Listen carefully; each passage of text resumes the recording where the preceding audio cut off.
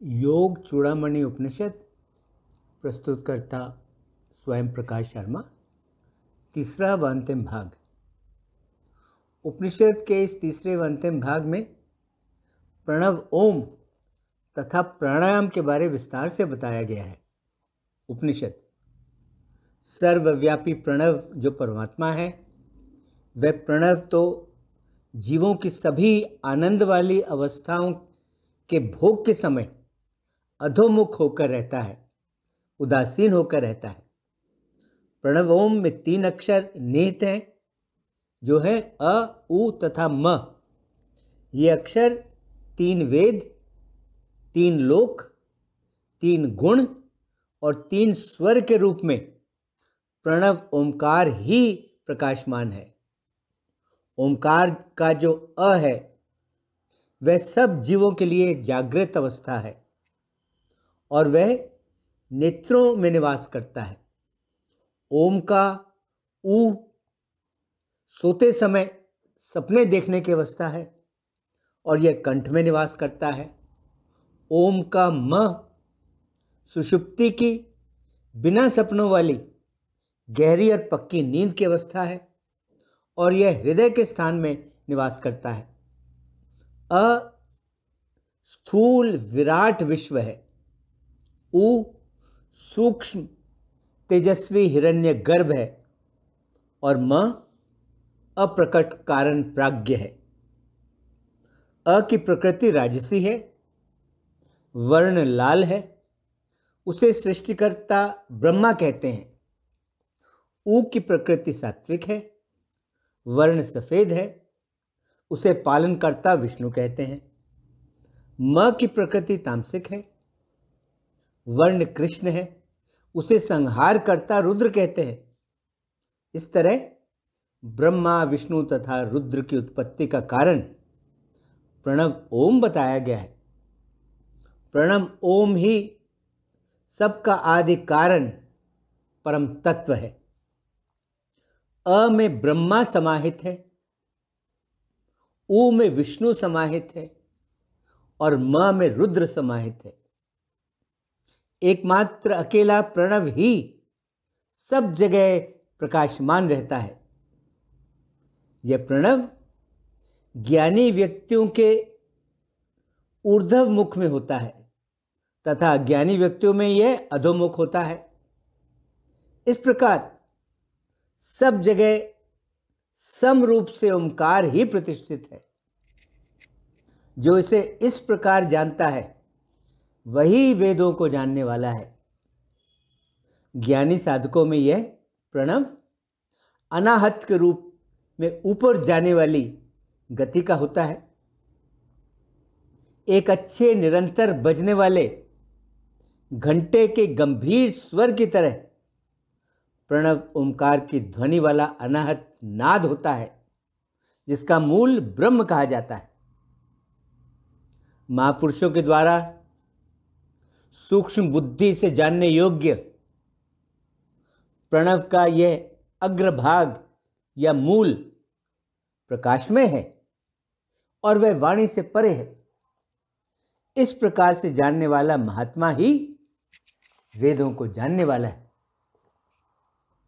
जागृत अवस्था में दोनों नेत्रों के बीच हंस प्रज्वलित रहता है। हंस का स खेचरी के रूप में कहा गया है और यह निश्चित रूप से तत्त्वम असि के त्वम के स्वरूप का है। हंस का ह पद परमात्मा का द्योतक है। यह निश्चित रूप से तत्त्वम असि के तत्पद के रूप का है। जो कोई भी स का ध्यान करता है, वह तो निश्चित रूप से सरूप हो जाता है। यही सोहम और तत्त्वम असि की साधना है। जब साधक तात्विक दृष्टि से स्व की ओर देखता है, तो उसे सोहम अस्मि कि मैं सोहम हूं का बोध होता है। और जब साधक बाहर की ओर उसी दृष्टि से देखता है तो उसे तत्त्वम् असि यानी मैं ही वो ब्रह्म हूं का अनुभव होता है। यह बात समझ लेनी चाहिए कि जीव को तो इंद्रियां बंधन में बांधती हैं, लेकिन आत्मा को इंद्रियां बांध नहीं सकती। जब तक व्यक्ति में ममता होती है तब तक व्यक्ति जीव रहता है। जैसे ही जीव के ममता के बंधन समाप्त हो जाते हैं, वैसे ही व्यक्ति कैवल्य रूप हो जाता है, वैसे ही व्यक्ति आत्मा रूप हो जाता है। जो परम प्रकाश रूप ओंकार है, उस ओंकार में तो सूर्य, चंद्र, अग्नि देवता तथा भू भुव स्वः ये सब तो उसमें उसकी मात्राओं के रूप में स्थित है। परम प्रकाशमान ओंकार की 3 मात्राएं में एक तो क्रिया, इच्छा और ज्ञान मौजूद हैं तथा उनमें ब्राह्मी, रौद्री एवं वैष्णवी शक्तियां भी मौजूद हैं। व्यक्ति को अपनी वाणी से सदैव उस ओंकार का जप करते रहना चाहिए तथा शरीर से उसे उसी ओंकार के प्रति आचरण करना चाहिए। व्यक्ति मन से उसी ओंकार का जप करते हुए उसी प्रकाशमान ओंकार में स्थिर हो जाए। व्यक्ति ओंकार का जप किसी भी अवस्था में कर सकता है, चाहे वह पवित्र अवस्था में करे या वह ओंकार का जप अपवित्र अवस्था में करे। इसका जप करने से व्यक्ति कभी भी पाप की पंक्ति में नहीं फंसता। संसार में वह जल से अलिप्त कमल के पत्ते की तरह निर्लिप्त बना रहता है। जब तक वायु चलती रहेगी तब तक बिंदु भी चलायमान होगा। वायु के स्थित हो जाने पर योगी स्थिरता को प्राप्त हो जाता है। इसलिए व्यक्ति को वायु की स्थिरता का अभ्यास करते रहना चाहिए। शरीर में जब तक वायु मौजूद है तब तक शरीर में जीव स्थिर रहेगा। शरीर से वायु निकल जाना ही मृत्यु है। इस कारण वायु का निरोध या प्राणायाम का अभ्यास करना आवश्यक है। जीव तब तक शरीर से नहीं निकल सकता जब तक उसके शरीर में वायु स्थित है। जो व्यक्ति अपनी दोनों भ्रुकुटियों के बीच में अपनी दृष्टि को स्थिर रखता है, वह तो काल को जीत लेता है और उसे तो काल का भय भी नहीं होता। ब्रह्मा भी अल्पकाल या अल्प आयु के भय से मुक्ति पाने के लिए प्राणायाम करते हैं। इसलिए प्राण का निरोध करने के लिए योगियों और मुनियों को प्राणायाम का अभ्यास करना चाहिए। वह प्राण हंस रूप है।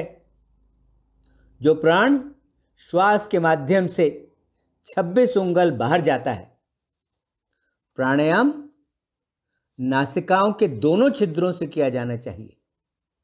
दाईं और बाईं दोनों नासिकाओं से प्राणायाम करना चाहिए। सभी प्रकार के मलों से नाड़ी चक्र के शुद्ध हो जाने पर योगी प्राणों का निरोध करने में या प्राणायाम सिद्ध करने में समर्थ हो जाता है। योग का अभ्यास करने के लिए व्यक्ति बद्ध पद्मासन लगाकर बैठे। वह चंद्र नाड़ी या बाईं नासिका या बाएं स्वर के द्वारा वायु को भीतर खींचे यानी पूरक करे। वह फिर वायु को कुछ समय भीतर रोककर रखे यानी कुंभक करे। फिर वह सूर्य नाड़ी या दाईं नासिका या दाएं स्वर से वायु को बाहर निकाले या रेचन करे। प्राणायाम के समय अमृत समुद्र से निकले हुए गाय के दूध के समान सफेद रंग के चंद्रबिंब का ध्यान करने से साधक सुखी होता है। फिर हृदय कमल में स्थित जलती हुई ज्वाला जैसी भगवान सूर्य के ध्यान के साथ प्राणायाम करना योगी के लिए सुखदायी होता है। प्राणायाम में व्यक्ति सबसे पहले ईड़ा नाड़ी अर्थात बाईं नासिका से श्वास भीतर खींचे, यानी वह पूरक करे। फिर पिंगला नाड़ी या दाईं नाड़ी से वह श्वास को बाहर निकाले या रेचन करे। फिर वह इसके विपरीत करे, यानी फिर वह दाईं नासिका से श्वास खींचे और बाईं नासिका से श्वास को बाहर निकाले। इस प्रकार प्राणायाम करते समय चंद्र और सूर्य यानी दाएं और बाईं नासिकाएं दोनों का पहले बताए तरीके से ध्यान का अभ्यास करने पर मात्र 2 महीने में व्यक्ति का नाड़ी शोधन हो जाता है। नाड़ी शोधन प्राणायाम करने से नाड़ी शुद्ध होने पर व्यक्ति को वायु को सही मात्रा में धारण करने की क्षमता प्राप्त हो जाती है तथा आरोग्य के लाभ के साथ साथ व्यक्ति की पाचन शक्ति भी प्रबल हो जाती है और उसे दिव्य नाद सुनाई देने लगता है। प्राणायाम में कुंभक की स्थिति में जब तक वायु भीतर बनी रहे तब तक व्यक्ति अपान वायु को भी रोके रखे। इस प्रकार हृदय आकाश में एक श्वास की मात्रा ऊपर और नीचे गमनशील रहती है। प्राणायाम की पूरक, कुंभक और रेचक ये 3 क्रियाएं साक्षात्कार प्रणव का ही रूप है। मन में यह विचार रखते हुए व्यक्ति को 12 मात्रा वाला प्राणायाम करना चाहिए। सूर्य और चंद्र का यह 12 मात्रा वाला प्राणायाम साधक के सभी दुखों को समाप्त कर देता है। जिस प्राणायाम में पूरक में 12 मात्रा हैं, कुंभक में 16 मात्रा हैं और रेचक में 10 मात्रा हैं, उस प्राणायाम को ओंकार प्राणायाम कहा जाता है। 12 मात्रा का प्राणायाम सामान्य कोटि का प्राणायाम होता है। इससे 2 गुना मात्रा का प्राणायाम यानी 24 मात्रा वाला प्राणायाम मध्यम स्तर का प्राणायाम होता है और इससे 3 गुना मात्रा वाला अर्थात 36 मात्रा वाला प्राणायाम उत्तम कोटि का प्राणायाम होता है। सामान्य प्राणायाम पसीना लाने वाला होता है। मध्यम प्राणायाम में व्यक्ति के शरीर में कंपन उठती है तथा उत्तम कोटि के प्राणायाम में व्यक्ति का शरीर आसन से ऊपर उठने लगता है। इसलिए व्यक्ति को उत्तम कोटि का प्राणायाम करना चाहिए। व्यक्ति योग का अभ्यास करने के लिए एकांत में बद्ध पद्मासन लगाकर बैठे।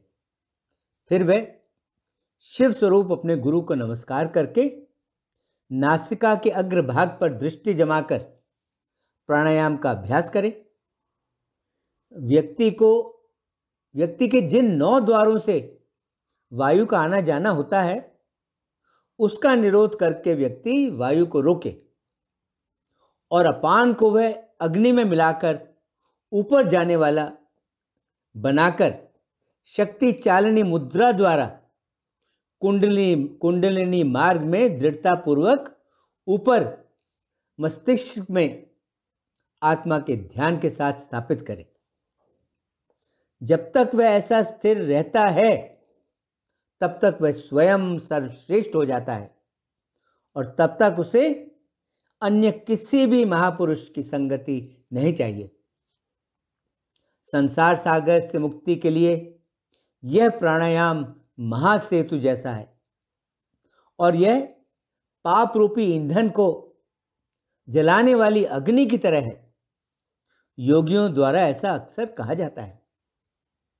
योग के आसनों से शरीर के रोग समाप्त हो जाते हैं। प्राणायाम से पापों का विनाश होता है और प्रत्याहार करने से मनस रोग या मन के विकार समाप्त हो जाते हैं। योग की धारणा शक्ति द्वारा योगी का मन धैर्यवान बनता है और समाधि से जीव के शुभ और अशुभ दोनों प्रकार के कर्म समाप्त हो जाते हैं और जीव को मुक्ति मिल जाती है। 12 बार प्रणाम करने से प्रत्याहार की स्थिति बनती है। 12 बार प्रत्याहार करने से शुभ फल देने वाली धारणा की स्थिति होती है। इसी प्रकार धारणा की 12 आवृत्ति पर ध्यान बनता है तथा 12 बार ध्यान लगाने पर समाधि अवस्था प्राप्त होती है। ऐसा योग के विशारद मानते हैं। समाधि की स्थिति में साधक परम प्रकाश रूप अनंत सब जगह समभाव प्राप्त कर लेता है। इस स्थिति को प्राप्त होने पर ना तो व्यक्ति को कुछ करना बाकी रहता है, ना किए हुए कर्म व्यक्ति को बंधन में डालते हैं। इससे व्यक्ति को आवागमन से छुटकारा मिल जाता है। दोनों पैर की एड़ियों को यौन अंग के स्थान में लगाकर व्यक्ति आसन में दृढ़तापूर्वक बैठे। उसके बाद वह आंख, कान एवं नाक को उंगलियों से बंद करे और मुंह से वायु को भीतर खींचे। फिर नीचे से अपान वायु को वह ऊपर की ओर चलने वाला बनाए। फिर दोनों वायुओं को वह हृदय में रोके। फिर ऊपर की ओर जाने वाले बनाकर वह उसे मस्तिष्क में स्थिर करके मन को उसी में लगाए।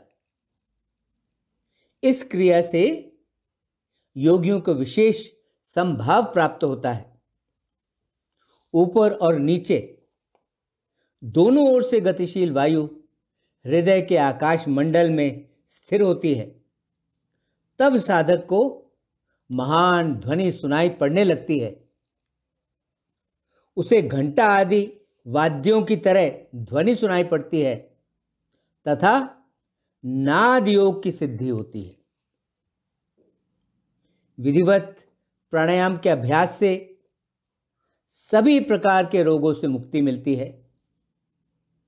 प्राणायाम को न करने से यह शरीर रोगों का उत्पत्ति स्थान बना रहता है।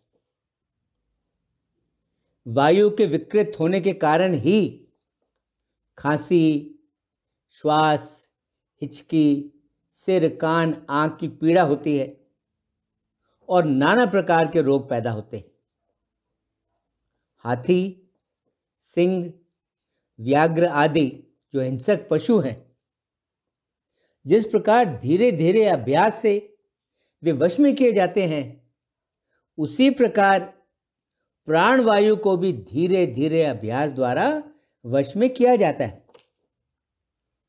यदि साधक ऐसा नहीं कर पाता तो उसका विनाश हो जाता है। समुचित तरीके से प्राणवायु को भीतर खींचे, समुचित तरीके से प्राणवायु को बाहर निकालना तथा समुचित तरीके से प्राणवायु को रोकने से ही सिद्धि प्राप्त होती है। आंख आदि इंद्रियां अपने अपने विषयों की ओर भागती रहती हैं। उनको वहां से रोकना और इष्ट साधना में लगाना प्रत्याहार कहा जाता है। जैसे जैसे तीसरा पहर या सायंकाल होती जाती है, वैसे ही सूर्य अपने प्रकाश को समेटता जाता है और फिर वह सायंकाल को पूरी तरह समेट लेता है। ठीक उसी प्रकार योगी अपनी साधना का स्तर बढ़ाते हुए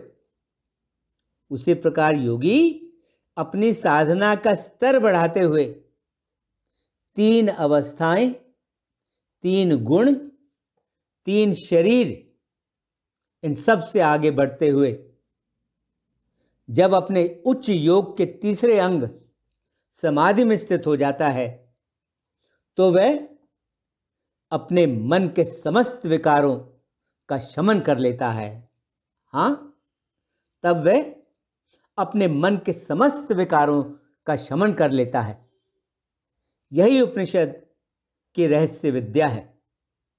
इसके साथ ही योग चूड़ामणि उपनिषद संपन्न हुआ। ओम शांति शांति शांति। ओम।